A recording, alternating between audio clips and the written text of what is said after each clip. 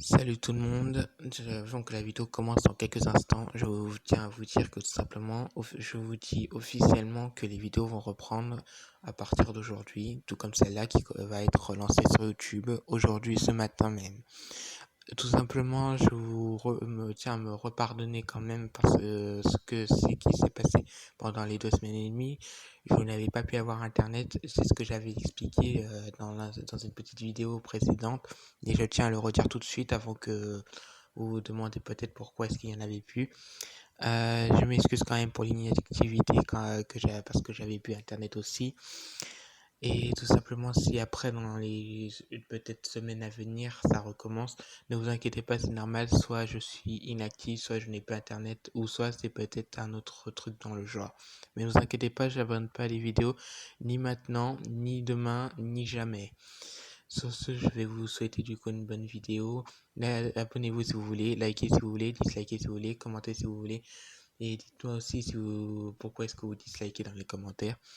Simplement, je fais juste des vidéos comme ça, mais si après les vidéos dont les gens regardent aiment, moi ça me plaît, mais après c'est à vous de voir. Merci de m'avoir écouté, merci de votre compréhension. Je vous dis bonne vidéo et on se retrouve peut-être pour une prochaine beaucoup plus tard. SCP-734 lors d'une période temps de jeu avant l'installation du cathéter artériel. Objet numéro SCP-734. Classe Keter. Procédure de confinement spécial. Tout membre du personnel entrant dans la zone de confinement doit porter une combinaison hazmat à environnement contrôlé. Aucun contact physique ne doit avoir lieu avec SCP-734. Tout individu entrant en contact physique avec SCP-734 doit être immédiatement déplacé en dehors de la zone de confinement et placé en quarantaine afin d'être observé. Tout objet quittant la zone de test doit être stérilisé avant d'être autorisé à quitter la zone de confinement. Du sang doit être prélevé une fois par jour en utilisant un cathéter artériel, en quantité déterminée et réévaluée chaque mois. Le cathéter doit être nettoyé et entretenu 3 fois par jour. Le sang prélevé doit être immédiatement scellé dans un conteneur stérilisé avant d'être placé dans un espace de stockage cryogénique. Le sang peut être conservé pendant 5 ans, période après laquelle il doit être incinéré. Les requêtes visant à utiliser du sang prélevé doivent être soumises au commandement.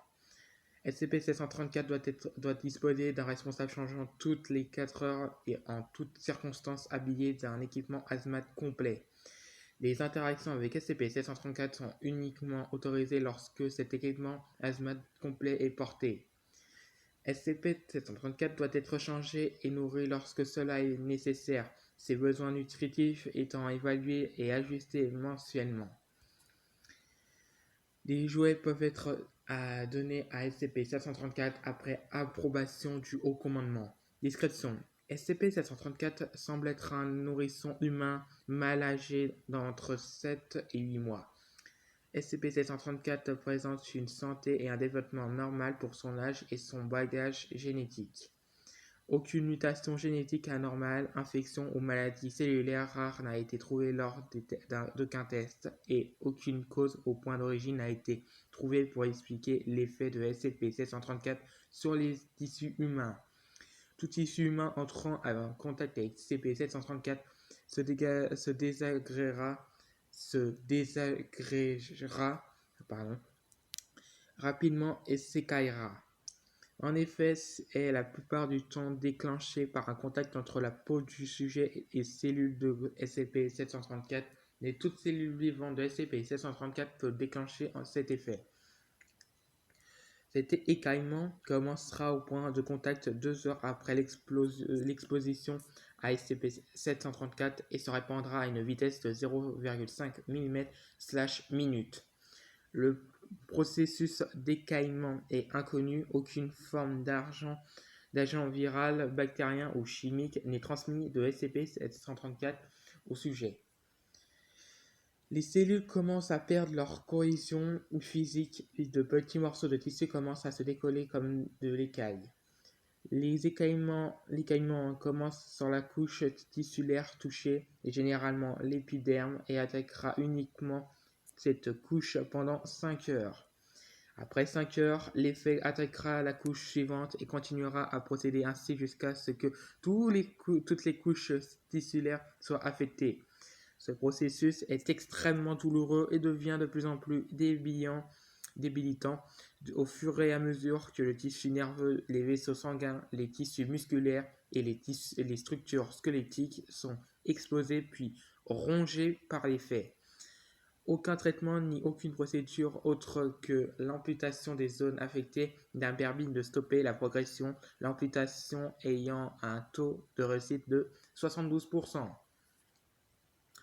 En raison de la nature non infectieuse de cet effet et du faible taux de survie, le sang prélevé sur SCP-734 dispose d'une très haute valeur stratégique. Un cathéter artériel a été installé afin de nous fournir un approvisionnement constant en échantillons sanguins actuellement stockés et étudiés pour une possible application dans les activités de la Fondation SCP, secrète comme militaire. SCP-734 en lui-même a présenté une intelligence et des aptitudes physiques au-dessus de la moyenne. Des propositions visant à entraîner et conditionner SCP-734 afin qu'il devienne un agent de la Fondation une fois adulte sont à l'étude. L'infirmière bip dans les premiers stades de l'exposition. SCP a été récupéré à l'hôpital médical bip après des rapports concernant une épidémie massive d'une forme inconnue de bactéries nécrosantes dans la maternité. Des agents de la Fondation mirent en quarantaine la zone et trouvèrent plusieurs infirmières, 4 docteurs et un nourrisson affectés par SCP-734. SCP-734 fut isolé et confiné après des interrogatoires du personnel. La mère de SCP-734 n'a pas été trouvée et aucun rapport concernant sa sortie de l'hôpital n'a été trouvé. Il est supposé qu'elle a été affectée par SCP-734 lors de l'accouchement et elle est morte en raison de l'effet. La manière dont elle a pu conduire sa grossesse jusqu'à son terme reste inconnue. Addendum.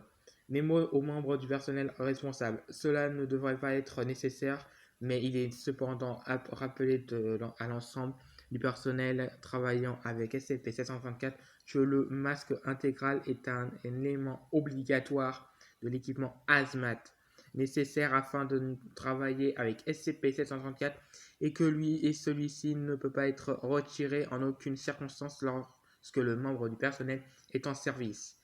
SCP-734 est peut-être un bébé, mais cela ne l'empêche pas de causer une maladie tissulaire ou dégénérative à quiconque entre en contact avec l'une de ces cellules vivantes. Celui-ci entre en contact avec celui-ci inclut le mucus. L'agent bip a enlevé son masque en affirmant « C'est juste un bébé, je lui tiens les mains, tout va bien ». SCP-734 a ensuite éternué sur le visage de l'agent bip, entraînant l'initiation de l'écaillement en 26 points de son visage et son cou. Les rapports photographiques sur la progression de l'effet sur son corps seront fournis à tout membre du personnel ayant des questions ou des plaintes relatives à SCP-734 et ses procédures de confinement. Mise à jour du projet bip bip bip. Les tests sur SCP-734 à G2 bip 1 confirment un score de 98% sur l'index de loyauté d'Eislinger. L'entraînement de l'entité en tant qu'arme anormale a été approuvé. Et ceci se termine par maintenant du coup la dernière phrase de la vidéo. Donc merci de l'avoir apprécié, merci de votre compréhension. Je vous dis à une prochaine fois pour une nouvelle vidéo.